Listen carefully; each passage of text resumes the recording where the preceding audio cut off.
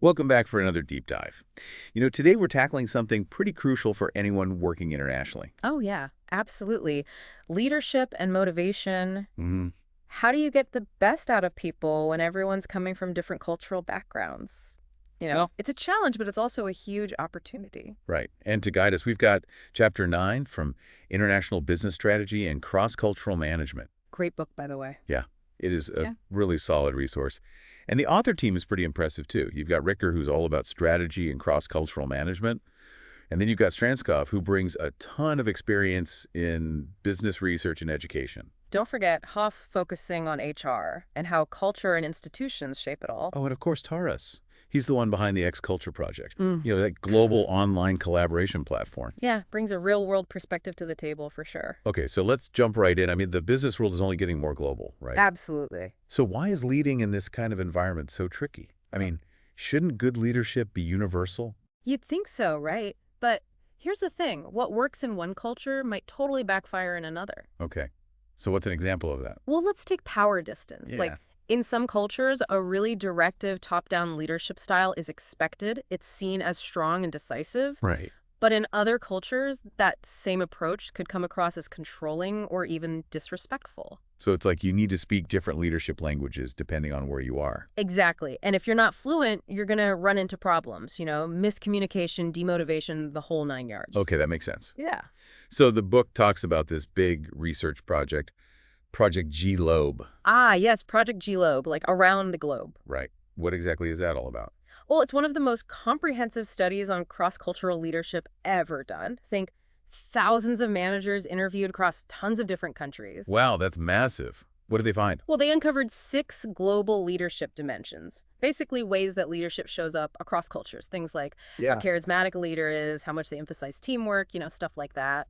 Interesting. So even with all these cultural differences, they found some common ground. They did, actually, 22 leadership attributes that are universally seen as positive, no matter where you go. Really? Like what?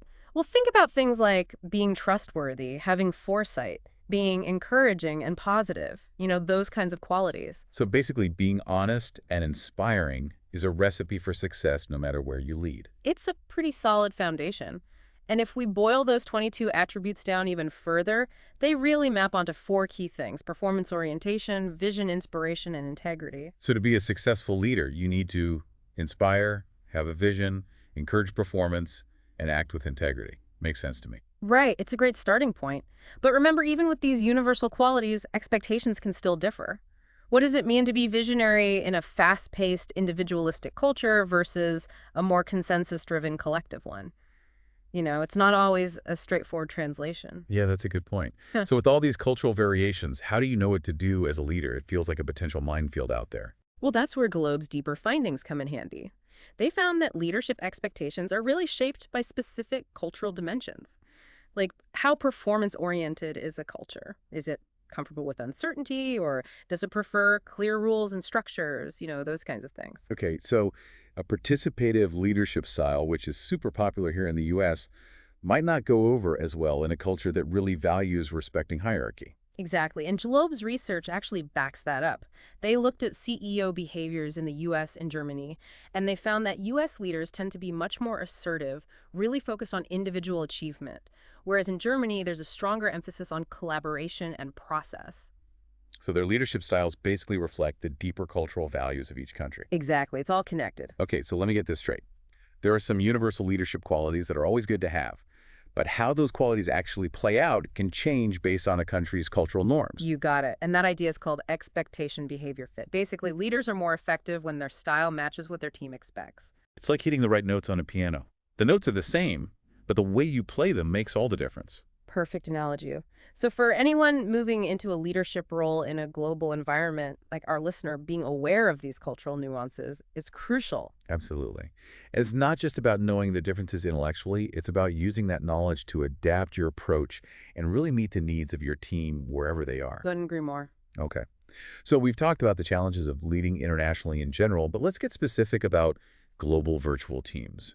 I mean, remote work is becoming the norm, but leading a team that's scattered across time zones and cultures feels like a whole other level. Oh, it definitely is. And you have to remember you're dealing with both cultural diversity and technology in these virtual teams, and that creates some really unique dynamics. both good and bad. Okay. So let's start with the good. What makes global virtual teams so powerful? Yeah. Well, for starters, think about the diversity of perspectives. You're bringing together people with all sorts of different backgrounds, experiences, ways of thinking, and that can be a huge driver of innovation and creativity. Plus, you're not limited by geography. You can tap into the best talent no matter where they're located. Makes sense. Yeah. But I imagine the downsides can be pretty significant too. Oh, for sure. One of the biggest hurdles is the lack of shared knowledge and context. Team members are operating in different environments with different access to information, maybe even different holidays and work schedules. It's like trying to solve a puzzle where everyone has different pieces, but no one can see the whole picture. Exactly. And then you have to factor in the over-reliance on technology, email, video conferencing, instant messaging. They're all essential tools, but they can also be unreliable and impersonal. Oh, I feel that. How many times have you had a message get misinterpreted because tone doesn't always translate in writing? Countless times. And then there's the loss of those nonverbal cues that we rely on so heavily in face-to-face communication. Body language, facial expressions, even just the energy in a room, all those things can get lost in the virtual world. So what can leaders do to navigate this whole virtual landscape and actually make global virtual teams work? Well, it all starts with strong leadership. You need to choose the right communication tools for each situation, establish clear communication norms, and actively encourage open dialogue. So being proactive and intentional about communication rather than just hoping for the best. Exactly. And don't underestimate the power of building relationships. These teams need to feel connected even across distance. So it's not just about getting the work done. It's about fostering a sense of community and trust. Absolutely. Think virtual social events, informal check-ins, Yeah. celebrating successes together. All those things can make a big difference. Okay, those are some great ideas. But what about conflict? That feels inevitable when you have so many different personalities and cultural norms in the mix. You're right. Conflict is bound to happen, but the key is to address it constructively. Leaders need to be skilled mediators, helping team members understand each other's perspectives and find common ground. Sometimes intercultural training can be really helpful. It's like you need a whole extra toolkit to lead virtually across cultures. You do. And let's not forget about task management. It's easy for things to get disorganized and for people to feel unclear about their roles and responsibilities in a virtual environment. So clear expectations, deadlines, regular check-ins, all that good stuff. Exactly. Now, all of these strategies are important, but the foundation for leading any global team, virtual or otherwise, is a strong shared vision. It's like that North Star that everyone can rally around despite their differences. Exactly. When everyone understands the common goal and feels connected to it, it can overcome so many of the challenges inherent in leading across culture. Okay, so we've talked about the challenges of leading internationally and in virtual teams. But what about motivation itself? Are there any universal principles of motivation that apply across cultures? That's a great question. And it leads us into some really fascinating theories. Let's start with one you've probably heard of, Maslow's hierarchy of needs. Oh yeah, the pyramid. I remember learning about that back in school. Pretty iconic, right? The idea is that we all have these needs arranged in a hierarchy, from basic physiological needs like food and shelter at the bottom to higher level needs like self-actualization at the top. And you had to fulfill those lower level needs before you can move up the pyramid. Exactly. Now, while the basic needs are pretty universal, the higher level ones like the need for self-esteem or self-actualization can be perceived very differently in different cultures. That makes sense. What might be considered self-actualization in one culture might not even be on the radar in another. Exactly. And that's why Maslow's theory, while helpful, is often criticized for being too Western-centric. It prioritizes individualistic values that might not resonate as strongly in more collectivistic cultures. So while the pyramid is a good visual, we need to remember that the contents can change depending on where you are in the world. Exactly. It's like having different ingredients in your pyramid cake depending on the bakery you're in. It is a great analogy. Now, another theory that steps away from that whole hierarchy model is McClelland's 3 motives. 3 motives. Yeah. Okay, I'm intrigued. Tell me more. So instead of a pyramid, this one focuses on achievement, affiliation, and power. Okay, so break those down for me. How do those motives play out at work? All right, well, imagine someone who's super driven by achievement. They're all about setting tough goals, taking calculated risks, and really striving for excellence. Got it. Sounds like someone who's always pushing the envelope. Exactly. And they love feedback. They want recognition for what they accomplish. It fuels them. Okay, makes sense. What about affiliation then? How does that one work? Well, someone with a high need for affiliation, their priority is relationships. Yeah. They want to feel like they belong, they value teamwork and collaboration. They're all about creating that harmonious work environment. So they're the glue that holds the team together. Pretty much. And then there's power, which I know can sound a bit negative. Yeah, it does have some baggage. It does. But Yeah. it's not always about dominance. It can also be about wanting to influence others, make a real impact, leave a lasting mark. So it's more about making a difference than about being in charge. Exactly. And that kind of power can be a huge force for positive change in a company. Okay, I'm seeing it now. So how does culture fit into these three motives? Does it influence which ones we're drawn to? Oh, that's where things get really interesting. Some studies suggest that in cultures with a high-performance orientation, like the U.S. achievement motivation, might be more prominent. Makes sense. Go-getters and all that. Right, whereas in cultures that really value social harmony and group cohesion, you might see a stronger need for affiliation. So our cultural background can shape which of these motives we prioritize. It can. But of course, there are always individual differences within any culture. We're talking about broad tendencies here, not fixed personality traits. Right, of course.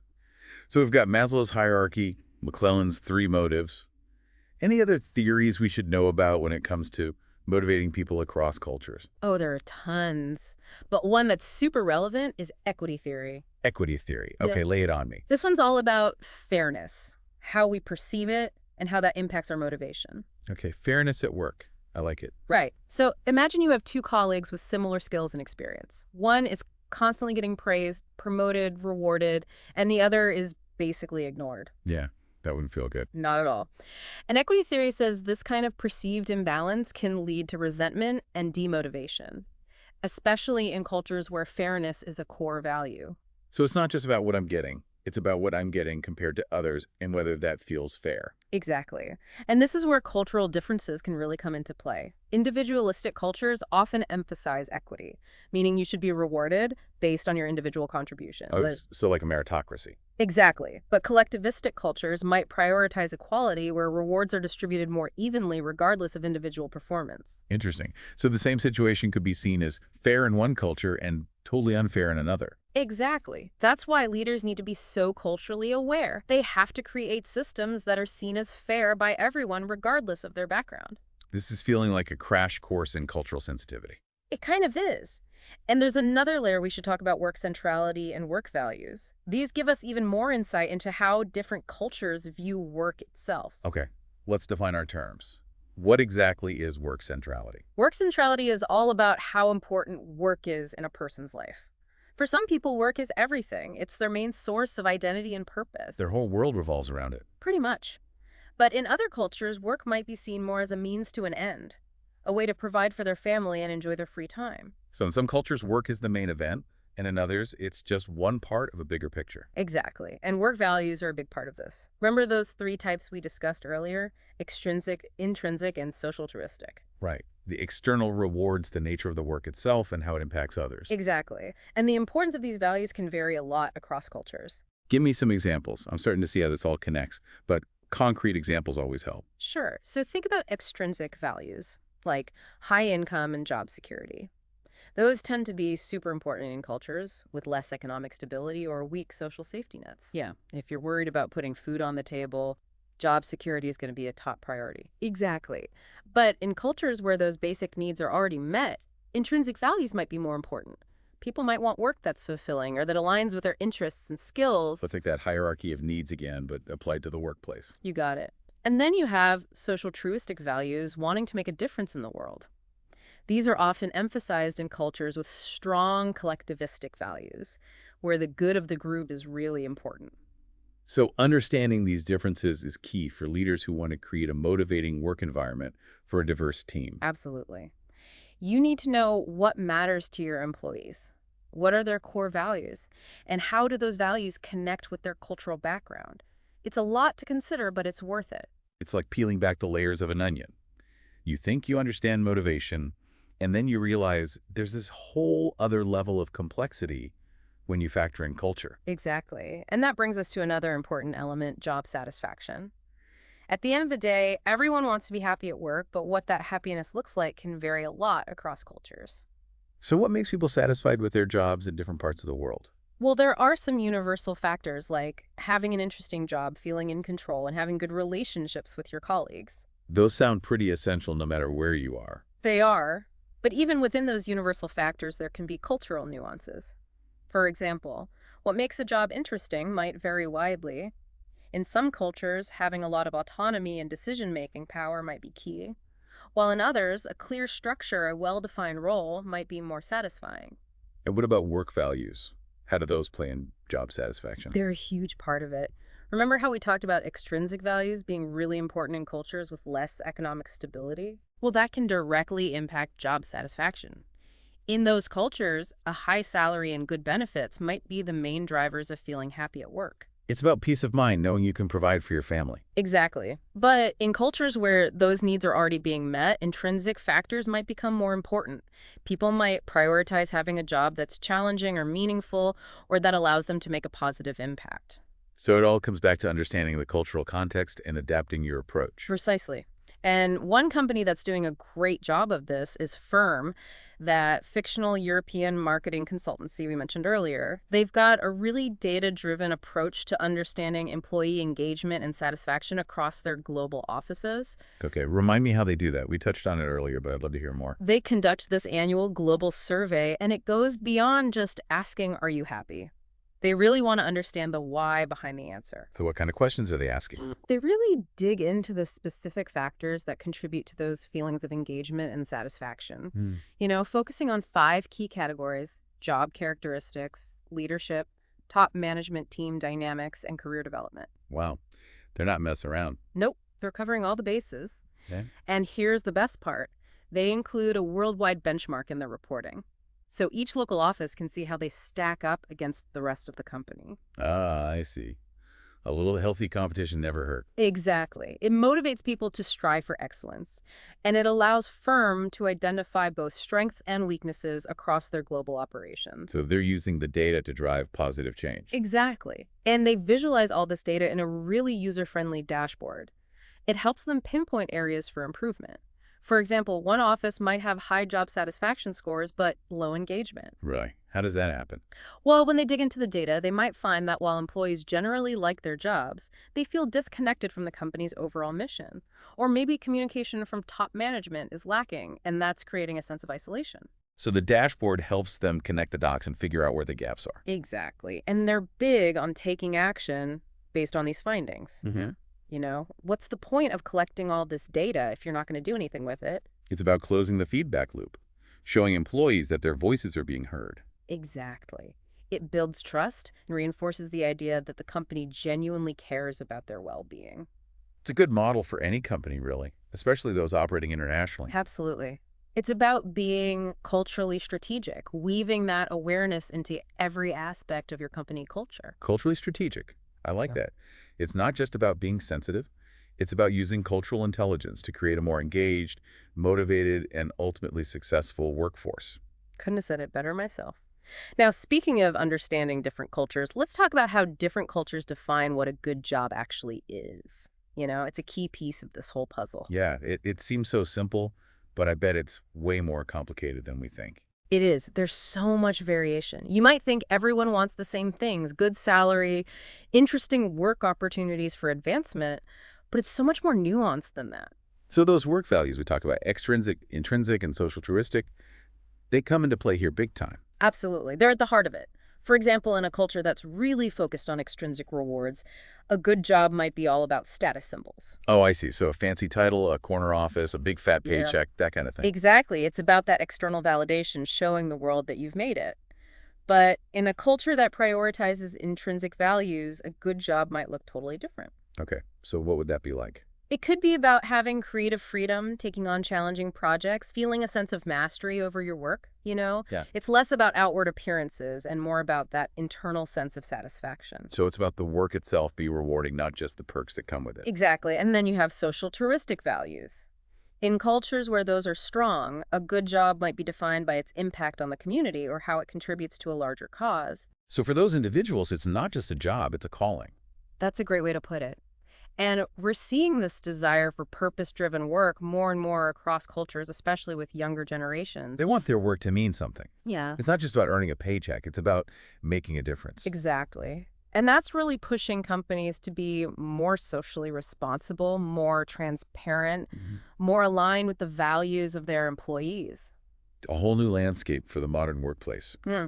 So, knowing all of this, how do leaders actually apply it? Yeah. How do you create a motivating environment for a global team with all these different perspectives on what a good job is? Well, first of all, you have to acknowledge that there's no one-size-fits-all solution. You can't just copy and paste what works in one culture and expect it to work everywhere. So you have to be flexible, open to new ways of doing things. Exactly. You need to become a student of culture. Yeah. Really understand how people in different parts of the world view work and leadership and what they value in a job. It sounds like a constant learning process. It is. And that's where cultural intelligence comes in. It's about being curious, asking questions, and being ready to adapt your approach based on what you learn. And so much of it comes down to communication. Being open to feedback, creating a space where everyone feels comfortable sharing their perspectives. Absolutely. And remember, even within a single culture, there are going to be individual differences. It's about treating everyone as an individual while also being sensitive to their cultural background. It's a balancing act, for sure. But it sounds like it's worth the effort. It definitely is. When you get it right, you create a workplace where everyone feels valued and respected and motivated to do their best work. Okay, so as we wrap up our deep dive into leading and motivating people in an international environment, what are the key takeaways you want to leave our listeners with? I'd say the biggest one is that cultural intelligence is non-negotiable. It's a must-have skill for any leader in today's globalized world. And it's more than just knowing facts about different cultures. It's about understanding those deeper values and motivations that drive people's behavior. Exactly. And always remember, good leadership isn't one size fits all. What works in one culture might not work in another. So be adaptable. Be curious. Be willing to learn from your experiences. Couldn't have said it better myself. And this journey of cultural understanding, it never really ends. There's always more to learn, more to explore. Well, thank you so much for sharing your expertise with us today. This has been incredibly insightful. My pleasure. It's been a great conversation. And to our listeners, thanks for joining us for this deep dive into leading and motivating people internationally. Don't forget, we have more resources on our website, and we highly recommend checking out the full textbook, International Business Strategy and Cross-Cultural Management, for an even deeper look at this topic. Until next time, keep learning, keep growing, and keep leading.